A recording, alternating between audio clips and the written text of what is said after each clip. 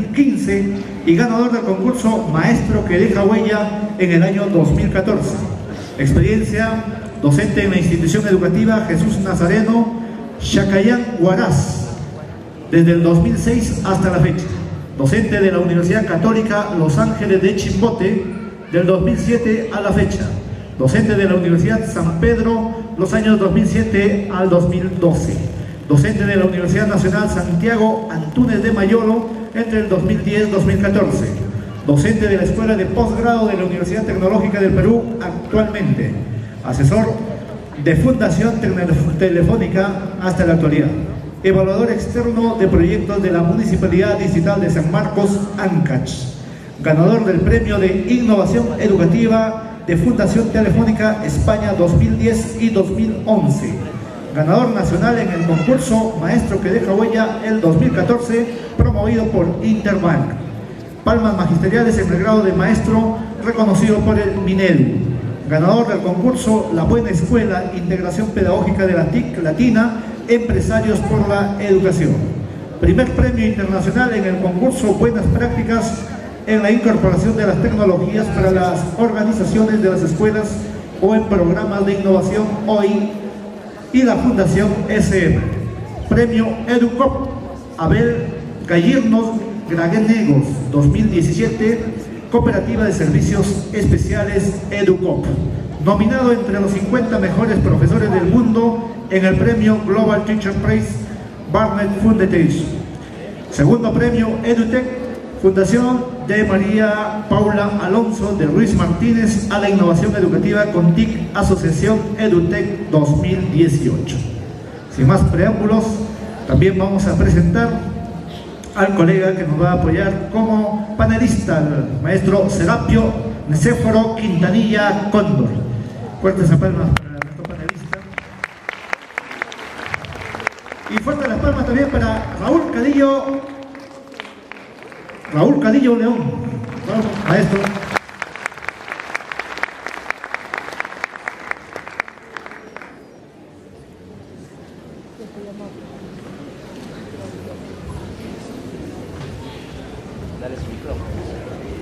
Sí, maestro Raúl, si pudiera empezar por favor con su participación.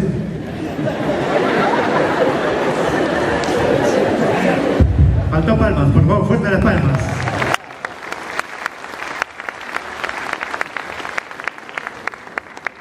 Muy buenos días, felicitarlos a todos ustedes por el gran esfuerzo que vienen realizando. En realidad, prepararse, capacitarse, formarse es de maestros y justamente en función de ello quiero agradecer su participación.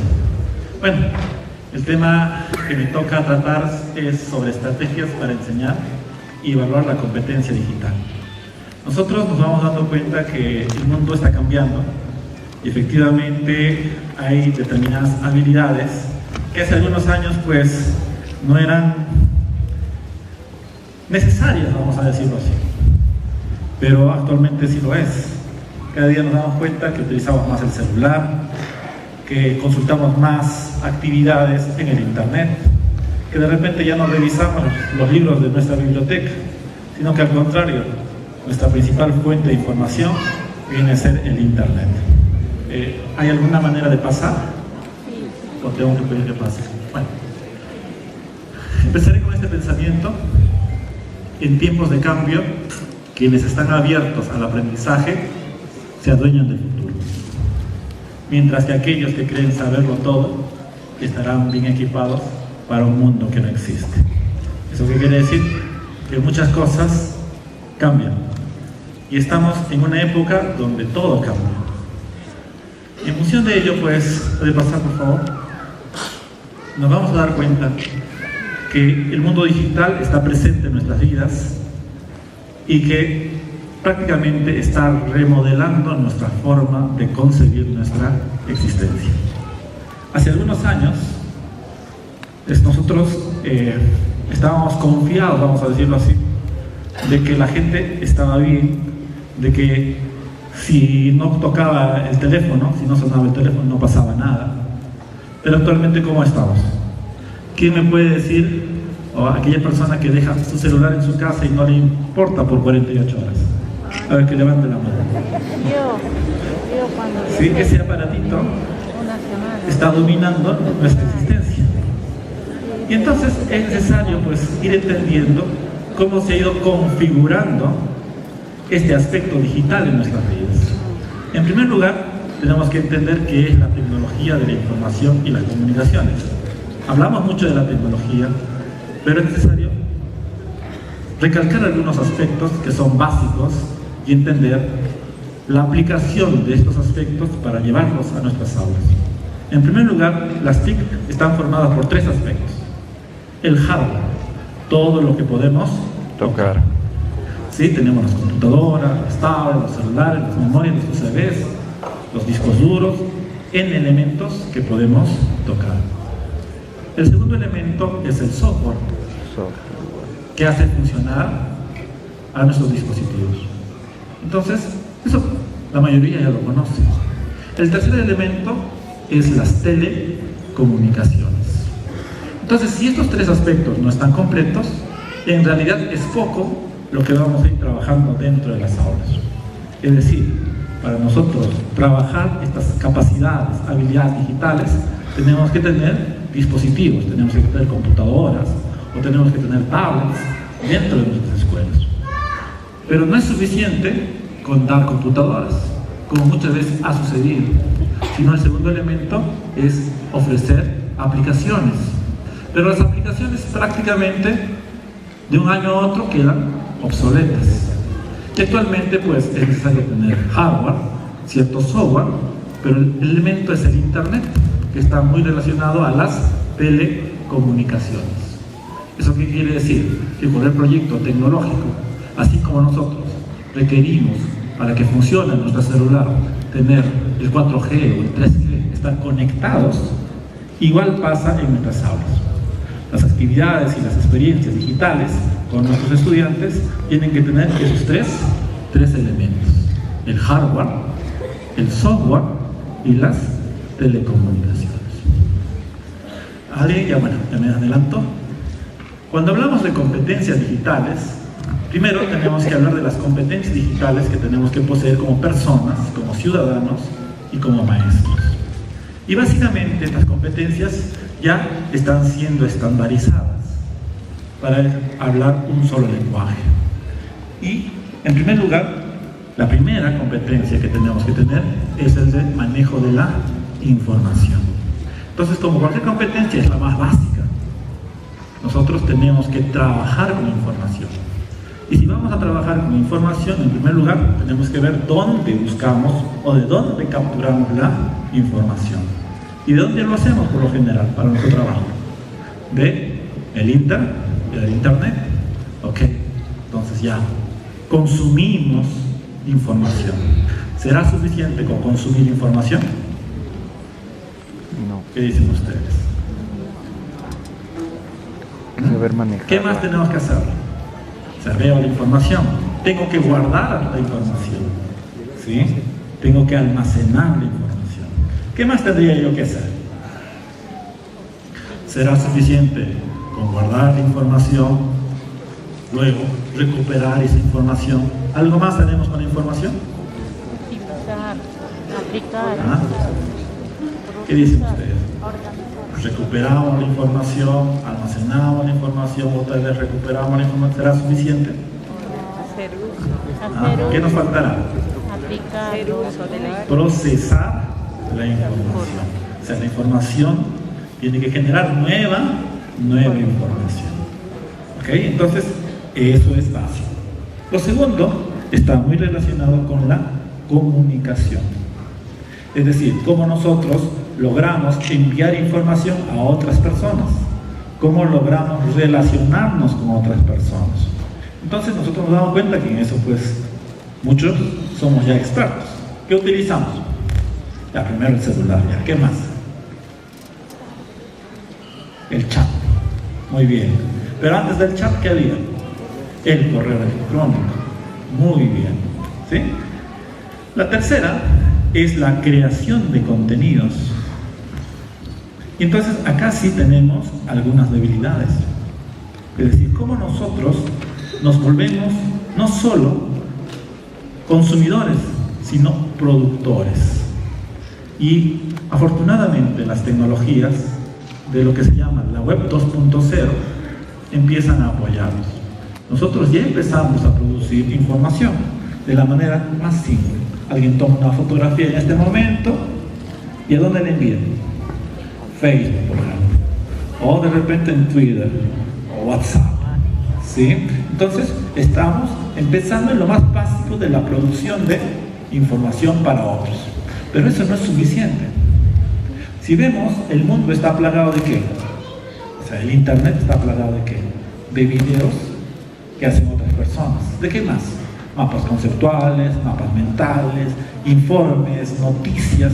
Entonces la gente, para convertirse en ciudadanos, realmente tiene que producir información.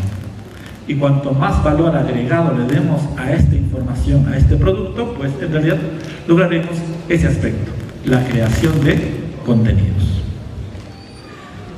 La cuarta, y que tenemos que dominar, es que el mundo no es blanco ni bueno, sino hay aspectos de seguridad que tenemos que tener en cuenta, igual como gestionamos o cuidamos nuestra casa, nuestro hogar.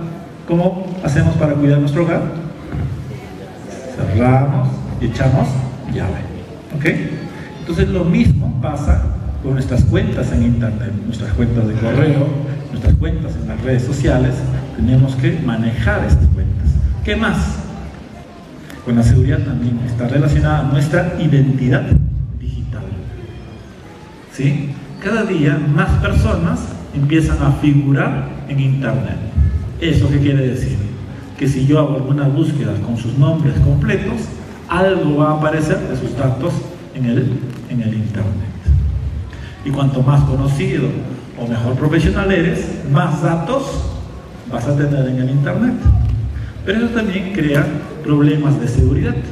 ¿Qué pasa si alguna persona, o tú abres tu cuenta en una cabina, en el ordenador de tu colegio, abres y te olvidas de cerrar la cuenta? ¿Qué puede suceder? Pues pueden suceder muchas cosas, ¿sí? Como que alguien es bueno y te cierra la cuenta, pero por lo general, ¿qué es lo que sucede? ¿Qué hacen mucha gente? Empieza a insultar, colocan comentarios groseros y todas esas cosas.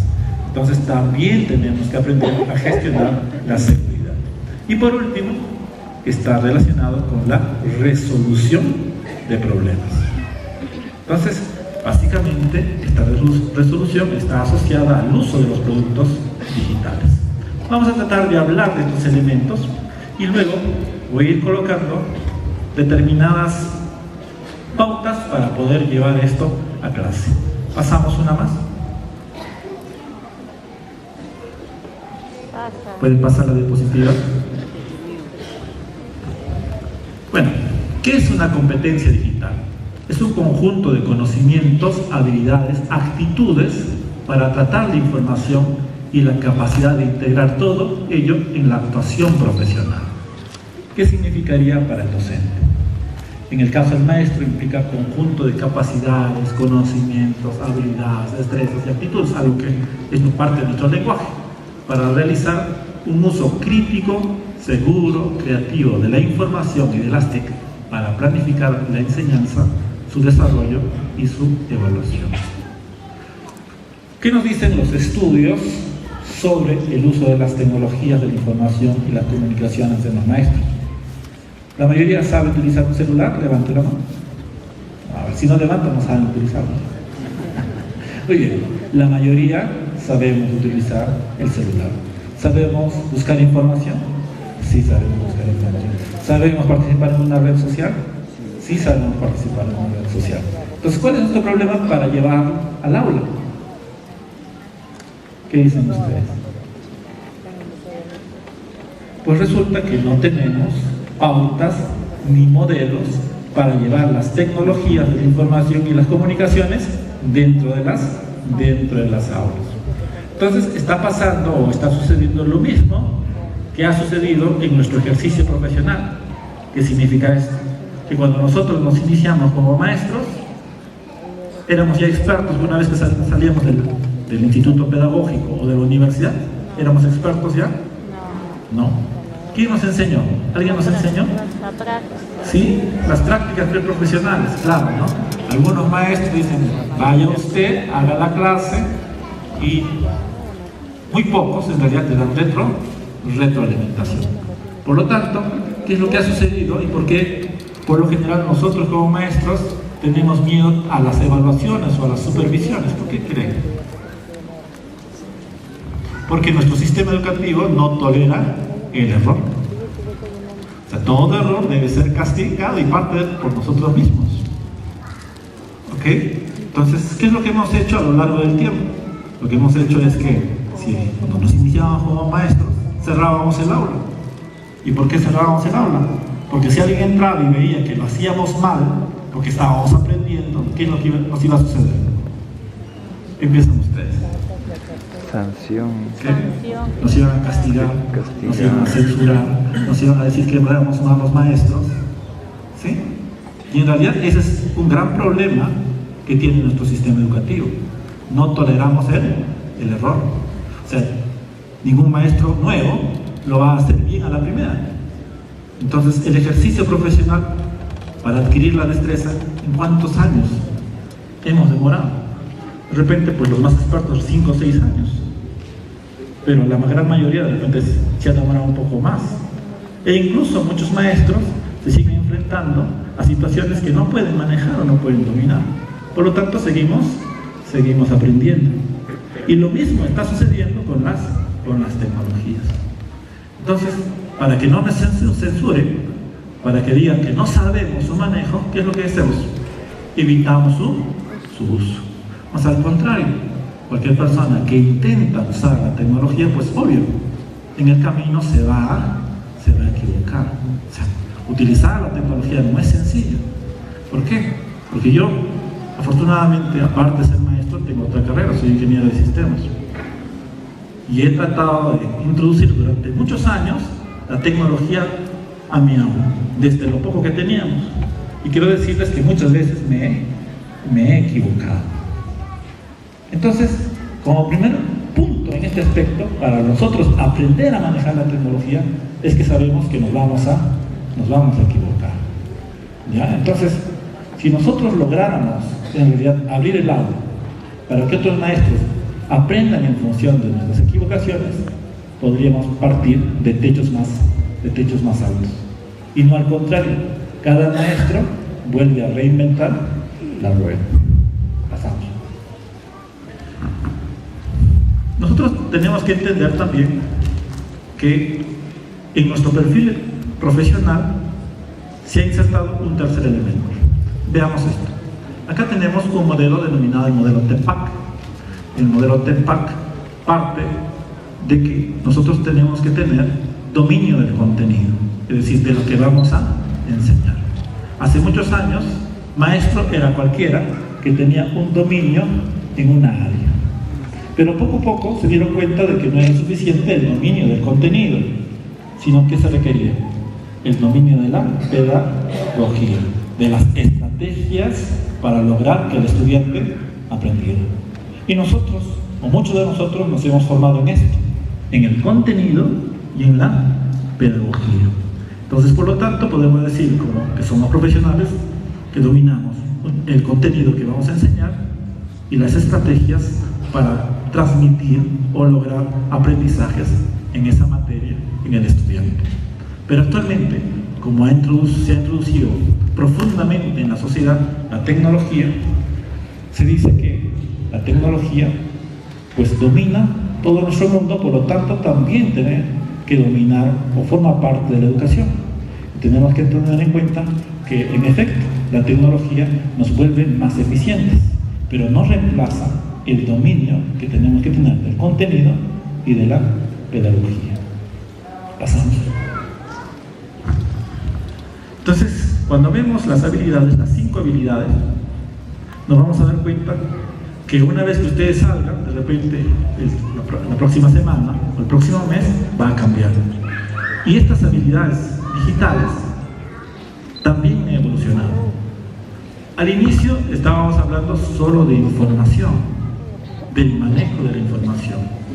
Pero actualmente se habla de la alfabetización informacional, es decir, de la posibilidad de que el profesor, el maestro, domine la tecnología y la use dentro de sus aulas. ¿Qué más ha evolucionado? Que ya no solo se habla de comunicación, de transmisión de información, se habla de construcción, de co-construcción, por lo tanto se habla de colaboración. Lo mismo, creación de contenidos digitales, seguridad, resolución de problemas. Pasamos.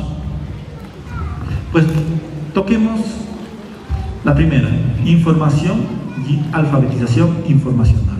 Como habíamos estado viendo, comprende navegar, buscar, seleccionar, analizar, clasificar, guardar, recuperar información y los recursos de utilidad en la labor docente.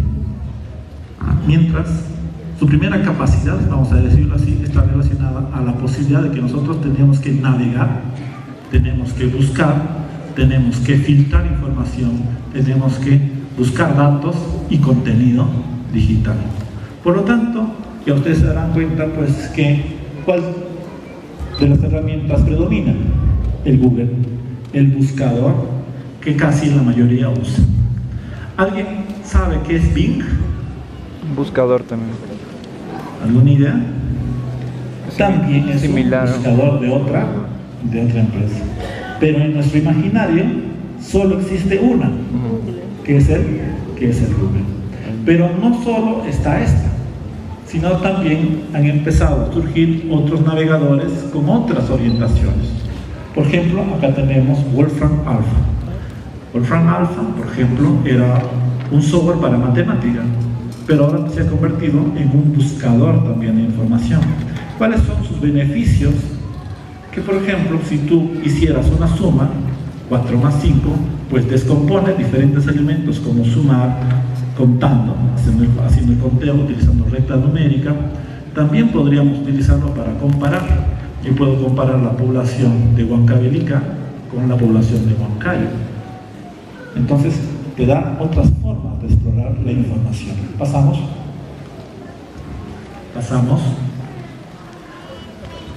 Dentro de esta misma orientación, si nosotros quisiéramos explorar mejor, podríamos utilizar también estos elementos. Por ejemplo, las comillas. Si yo coloco, entre comillas, una palabra en el buscador de Google, ¿qué es lo que pasará? Pues tiene que coincidir exactamente esta palabra con las búsquedas y los resultados que me vaya a dar. ¿Qué más? Colocar un guión excluye las palabras. Por ejemplo, hay muchos sitios que a mí me gustaría encontrar toda la información que hay de repente sobre educación virtual o sobre formación en pedagogía para los maestros. Entonces, para explorar un solo sitio, por ejemplo, puedo utilizar la palabra site, 2 puntos, y el nombre del dominio de la organización. Esto me permitiría a mí que me volcara toda la información que hay en ese sitio con respecto a una determinada información que yo busco.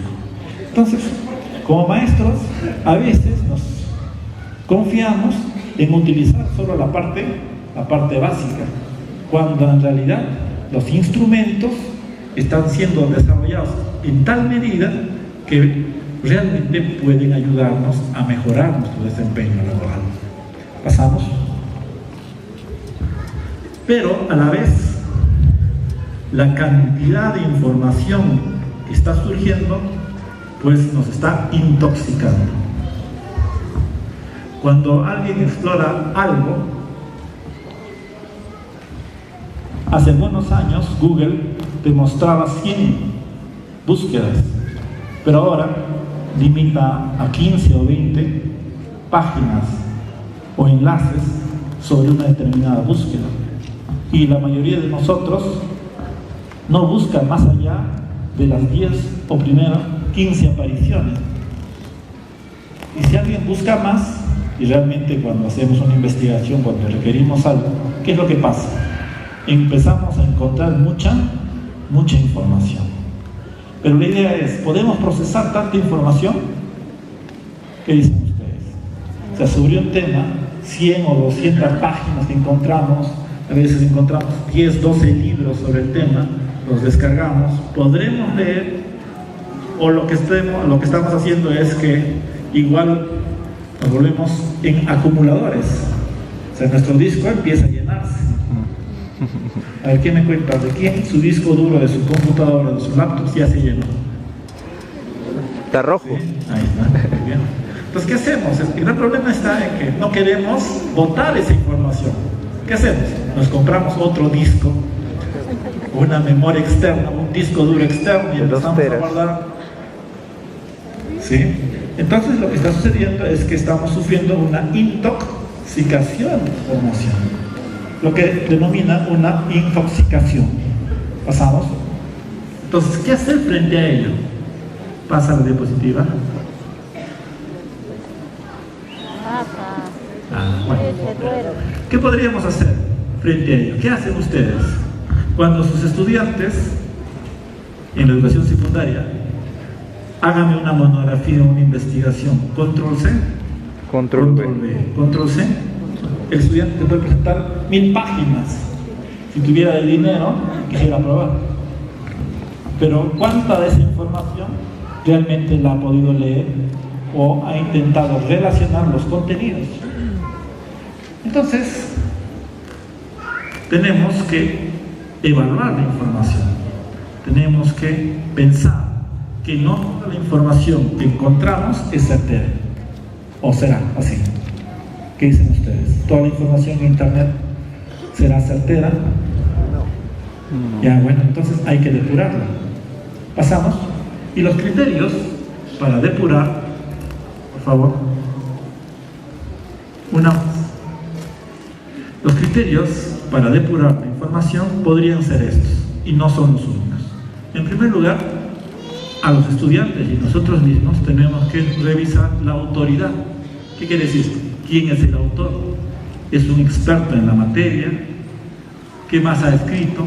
¿Pertenece a alguna organización? Entonces, esto también tenemos que enseñarlo a nuestros estudiantes. A veces nos conformamos, como decía, con las 10 primeras apariciones y creemos que eso es verdad. Pero el conocimiento lamentablemente evoluciona. No sé, hace un rato estaban hablando de neurociencia y de repente, no escuché la charla completa, pero cuando a mí me formaron me dijeron, cuando estudiaba en el pedagógico, que las neuronas no se regeneraban. ¿Y ustedes qué piensan? ¿Se regeneran o no se regeneran? Sí, actualmente los estudios indican que las neuronas vuelven a regenerarse, reorganizarse. Entonces, por ejemplo, para la forma en que a mí me transmitieron el conocimiento era que si un chico no daba, pues no daba. ¿Por qué? Porque su cerebro estaba configurado. Ya a partir de los 5 años ya no se podía hacer nada más con el estudiante. Entonces, parte de lo que hacían los maestros de esa época es que era que aprenda a sumar, que aprenda a restar, que lea y sepa firmar, porque ya nada se puede hacer. Pero actualmente, ¿qué es lo que se dice? Que sigues aprendiendo hasta el último momento de tu vida. ¿Y esto se da por qué? Porque el cerebro se regenera, se reconfigura. ¿Ok?